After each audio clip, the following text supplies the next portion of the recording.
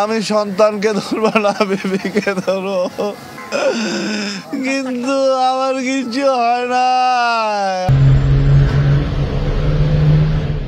ঢাকা মাওয়া এক্সপ্রেসওয়ের toll প্লাজায় বাসের ধাক্কায় প্রাইভেট কার ও মোটরসাইকেলের ৫ জন নিহত হয়েছেন। শুক্রবার সকাল ১১টার দিকে কেরানীগঞ্জ উপজেলার এক্সপ্রেসওয়ের ধলেশ্বরী টোল প্লাজায় ওই দুর্ঘটনায় আরও অন্তত ৪ জন আহত হয়েছে বলে জানিয়েছে মুন্সিগঞ্জ ফায়ার স্টেশনের উপসহকারী পরিচালক শফিকুল ইসলাম। ৫ জন নিহত হয়েছে, ৫ জন আহত হয়েছে, আমরা মিটফুড হাসপাতাল সূত্রে জানতে পেরেছি। সিসিটিভি টোল প্লাজায় মাওয়াগামী লেনে দাঁড়িয়ে থাকা প্রাইভেট কারটিকে পেছন থেকে প্রচণ্ড গতিতে আসা ব্যাপারী পরিবহনের একটি বাস ধাক্কা দেয়। এতে দুমড়ে মুচড়ে যায় প্রাইভেট কারটি।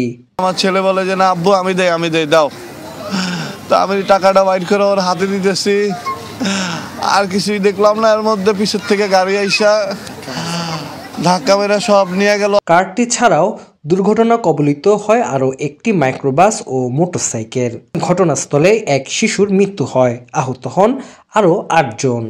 দুইটা প্রাইভেটের যাতায় আমার গাড়িটা এটা আমার নিহত ৪ জন স্পট ডেট। দুর্ঘটনার পর বাসটি আটক করেছে পুলিশ।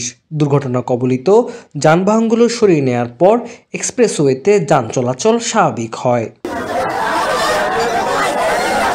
গত ৬ দিনে ঢাকা মাওয়া এক্সপ্রেসওয়েতে ৮টি দুর্ঘটনায় ৭ জন নিহত হয়েছেন, আহত হয়েছেন অন্তত ৩০ জন। আমার সন্তান, আমার বিবি। Tanzil Hasnat, MCTV, US.